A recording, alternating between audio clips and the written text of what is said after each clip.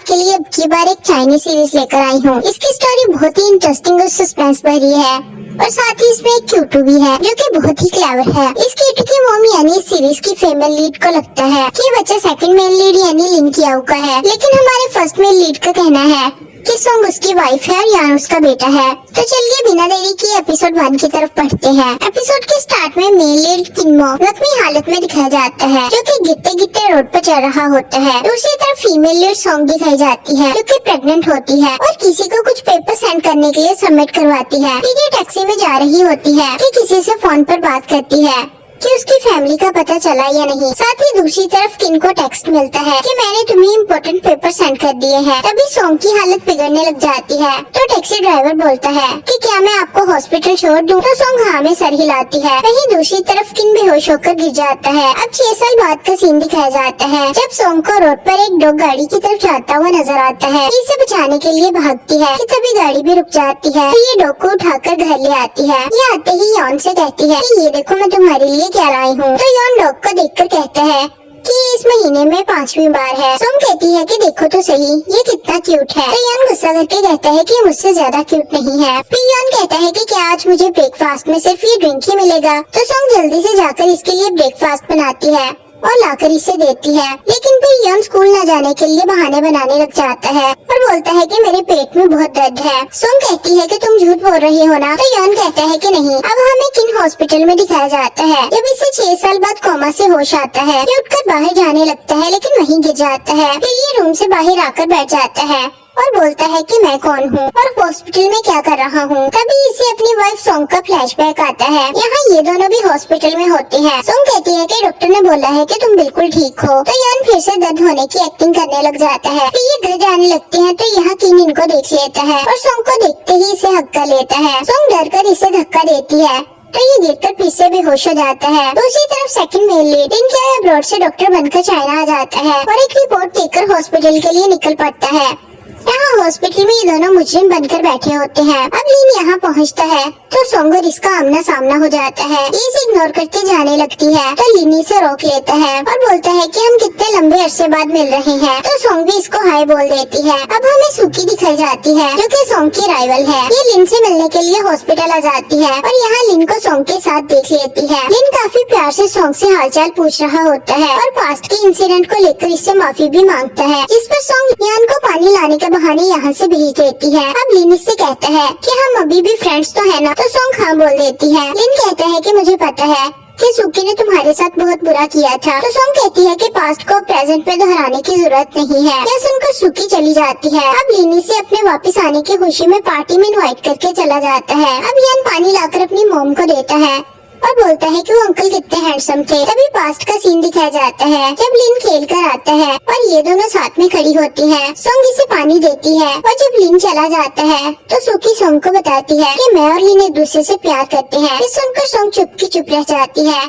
क्योंकि ये भी लिन को लाइक करती थी। अब सुकी लिन के पास आती है तो लिन बिल्कुल भी एक्साइटेड नहीं होता और बोलता है कि मुझे तुमसे एक बात करनी है। सुकी कहती है कि क्या तुम फिर से वापस जा रहे हो? तो ये कहता है कि नहीं, अब मैं फैमिली बिजनेस भी संभालूंगा। तो सुकी रिलैक्स हो जाती है। फिर ये इसे कहता है कि अब हमें शादी कर लेनी चाहिए। सुकी को ये सुनकर यकीन नहीं होता तो लिन फिर से रिपीट करता है और बोलता है कि तुम यही तो चाहती थी। ये सुनकर सुकी से हक्का लेती है, लेकिन तभी इसे इन दोनों का सीन याद आ जाता है और ये बोलती है कि तुम अब सोंग से नहीं मिलोगे। फिर सोंग पर चिल्लाते हुए कहती है कि उसने मेरी बैग पर मुझसे चीट किया था, उसे ऐसा नहीं करना चाहिए था, उसने तुम्हारे साथ अफेयर चलाया था। ये सुनकर लिन गुस्से में आ जाता है और बोलता है कि उस दिन मैं ड्रंक था और मैं ही उसे जबरदस्ती बेड पर लेकर गया था, उसका कोई कसूर नहीं है। लेकिन सुकी इसकी बातों पर यकीन नहीं करती और बोलती है कि क्या तुम अभी भी सोंग को लाइक करते हो? तो लिन कहता है कि मैं तुम्हें कितने बार बता चुका हूँ कि मैं उसे लाइक नहीं करता। तो सुकी कहती है कि ठीक है, मुझे तुम पर यकीन है, लेकिन मैं तुम्हें बताना चाहती हूँ कि मैं तुमसे बहुत प्यार करती हूँ, तुम्हारे लिए कुछ भी कर सकती हूँ। और इसने एक बार लिन के लिए अपना हाथ भी काट लिया था। ये याद आने पर लिन चुप सा हो जाता है और और इससे जाने को कहता है तो सुकी चुप करके चली जाती है। अब ये बाहर आता है तो ये इन दोनों को देखकर पूछता है कि तुम लोग अभी तक यहाँ क्यों बैठे हो। तो यान बताता है कि मम्मी ने अंकल को गिराकर बेहोश कर दिया था। ये सुनकर लिन किन को चेक करने के लिए आ जाता है। ये नर्स से इसके बारे में पूछता है तो ये बताती है कि इस पेशेंट को यहाँ ट्रांसफर किया गया है और मिस्टीरियसली इसके सारे बिल्स पे कर देता है। इस पर लिन कहता है कि इसके सारे डॉक्यूमेंट्स और रिपोर्ट्स मेरे कैबिनेट में भिजवा देना। फिर सोंग को आकर रिलैक्स होकर घर जाने का कहता है तो यान किन के रूम में चला जाता है और लिन के पूछने पर सोंग बताती है कि मैं तो इस आदमी को पहली बार देख रही हूँ, लेकिन वो कह रहा था कि वो मुझे जानता है। अब यान यहाँ आता है तो किन को फिर से होश आने लग जाता है। ये यान के गले में नेकलेस देखता है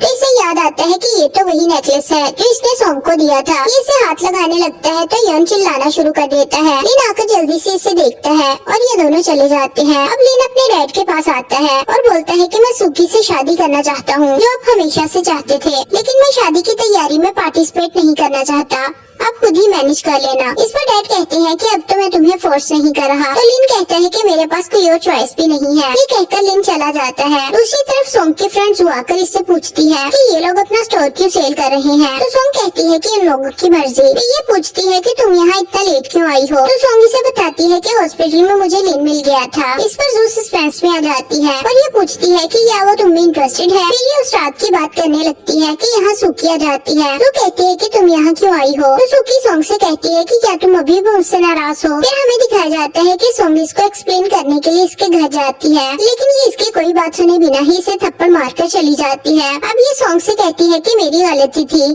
कि मैंने लिन का कसूर तुम पर डाल दिया था। तो वो कहती है कि क्या अब तुम इतने सालों बाद लिन की नजर में अच्छा बनने के लिए सोंग से माफी मांगने आई हो। लेकिन सुकी फिर से सोंग से माफी मांगती है और बोलती है कि क्या हम पहले की तरह अच्छी सिस्टर्स बन सकती हैं। तो सोंग कहती है कि पुरानी बातें करने का कोई फायदा नहीं है। सुकी कहती है कि लिन के मन में अभी भी तुम्हारे लिए फीलिंग्स है। तो सोंग कहती है कि नहीं, वो सिर्फ तुमसे प्यार करता है, तुम बेफिक्र होकर घर जाओ। इस पर ये जाने के लिए खड़ी हो जाती है और बताती है कि लिन ने मुझे प्रपोज किया है और हम 6 महीने बाद शादी कर रहे हैं। ये सुनकर सोंग चुप की चुप रह जाती है। अब ये लोग घर आते हैं तो आगे किन खड़ा होता है। ये देखकर यान कहता है कि मिस्टर स्लीपी यहाँ भी आ गया, वो जरूर आपसे पैसे लेने आया है। सोंग को देखकर ये आगे बढ़ता है तो ये इसे फिर से पुश कर देती है और किन फिर से बेहोश हो जाता है और इसे फिर से अपने और सोंग के मोमेंट्स याद आने लग जाते हैं। फिर इसकी आंख इनके घर पर खुलती है तो ये लोग इसे काफी डर रहे होते हैं। जो कहती है कि तुम कौन हो। तो ये कहता है कि मैं सोंग का हस्बैंड हूँ और इस बच्चे का डैड हूँ। ये सुनकर यान खुश हो जाता है और सोंग कहती है कि प्लीज हमें तंग मत करो,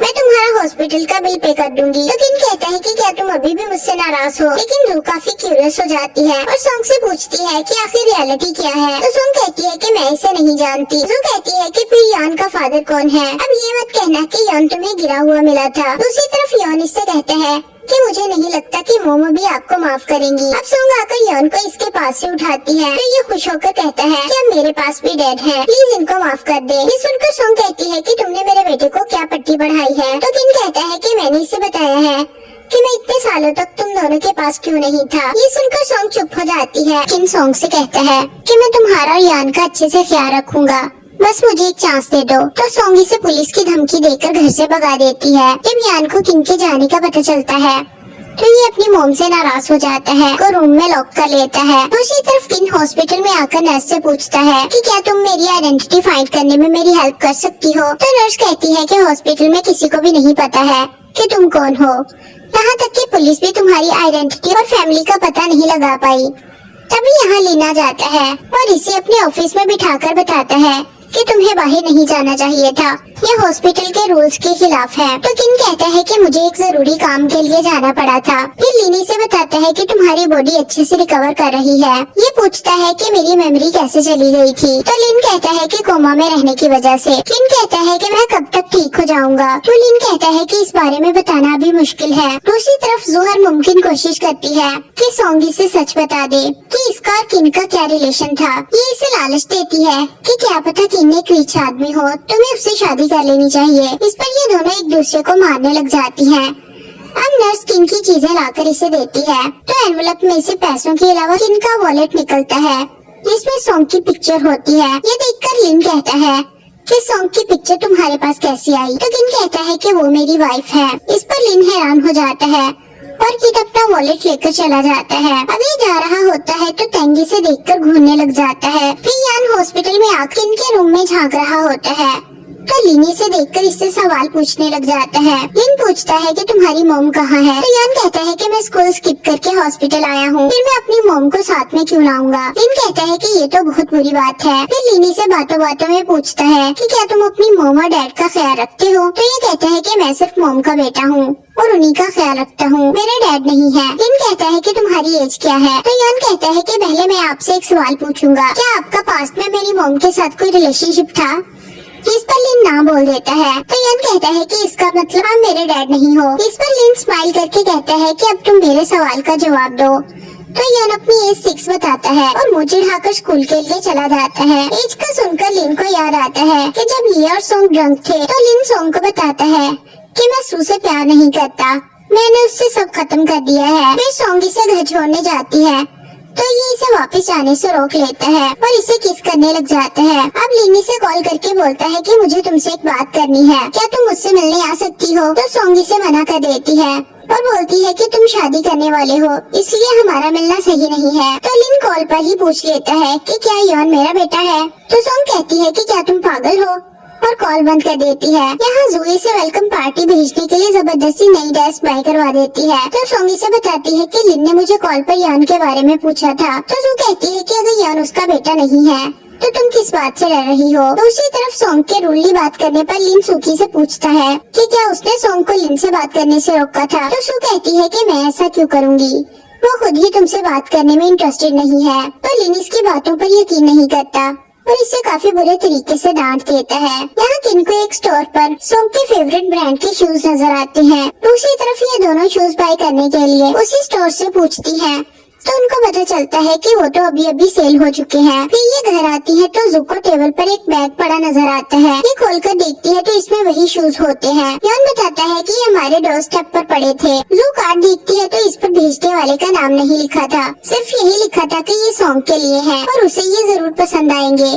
इसलिए जू को लगता है कि शायद ये लिन ने सोंग के लिए भेजे हैं। अब सोंग एक ब्रेसलेट देखती है जो इसने बहुत टाइम पहले लिन को देने के लिए बनाया था। दूसरी तरफ किन एक बिल्डिंग को देखता है और इसके माइंड में फिर से सिर्फ सोंग के मोमेंट्स ही चलते हैं। यहाँ लिन पार्टी में जाने लगता है तो डैड कहते हैं कि सुकी को अच्छे से टाइम देना क्योंकि अब तुम दोनों शादी करने वाले हो। मैं बहुत बेसब्री से अपने ग्रैंड चाइल्ड को गोद में उठाने का वेट कर रहा हूँ। लिन कहता है कि इतना लंबा भी मत सोचिए क्योंकि मैं सुकी से शादी करने का प्रॉमिस किया था, बच्चे पैदा करने का नहीं। ये बोलकर लिन चला जाता है। अब सोंग और जू शी के साथ पार्टी में जा रही होती है तो जू से जल्दी ड्राइव करने के लिए लेक्चर देने लग जाती है, जिस पर सोंग से शी को पढ़ने से मना करती है। तो शी कहता है कि सीखो कुछ सोंग से। अब ये दोनों पार्टी में पहुंच जाती है और सोंग लिन को वही ब्रेसलेट गिफ्ट में देती है। जू सोंग को जबरदस्ती लिन के साथ बैठने के लिए जाने को कहती है। फिर ये दोनों बैठ जाते हैं और ड्रिंक करने लगते हैं। लिन अब भी पहला सवाल यॉन के बारे में ही पूछता है कि क्या वो इसका बेटा है, तो सोंग ना बोल देती है। अभी यहाँ सू आ जाती है और बहाने से लिन को यहाँ से भेज देती है। फिर बैठ कर सोंग को इमोशनली ब्लैकमेल करती है ताकि वो इसके और लिन के बीच में ना आए। फिर ये इसे अपना प्लान बताकर चली जाती है। तभी यहाँ जू आकर सोंग को समझाने की कोशिश करती है इस एवल मोमेंट की बातों में मत आना, ये इतनी सीधी नहीं है जितना तुमसे बन रही है। लेकिन सोंग अपनी मर्जी ही करती है और जब लिन फिर से आकर सोंग से यही सवाल करता है तो ये इस पर भड़क जाती है और लिन को बुरा भला बोलकर इस पर ड्रिंक गिरा देती है। जब लिन इसे ऐसा बिहेव करने की वजह पूछता है तो ये इसे थप्पड़ मार देती है और रोती हुई चली जाती है। इसके जाने के बाद सुइस को दिया हुआ गिफ्ट भी टेबल से गायब कर देती है। अब सोंग बाहर आकर हील्स भी उतार देती है और एक जगह बैठ जाती है। सुइस के पास आती है तो ये रोते हुए कहती है कि मेरे और लिन के बीच जो कुछ भी बचा था आज मैंने वो सब खत्म कर दिया। और यहीं पर एपिसोड का एंड हो जाता है। अगर आप नेक्स्ट एपिसोड्स भी देखना चाहते हैं तो हमारे चैनल को सब्सक्राइब कर लें। वीडियो पसंद आई है तो लाइक कर दें। Thanks for watching.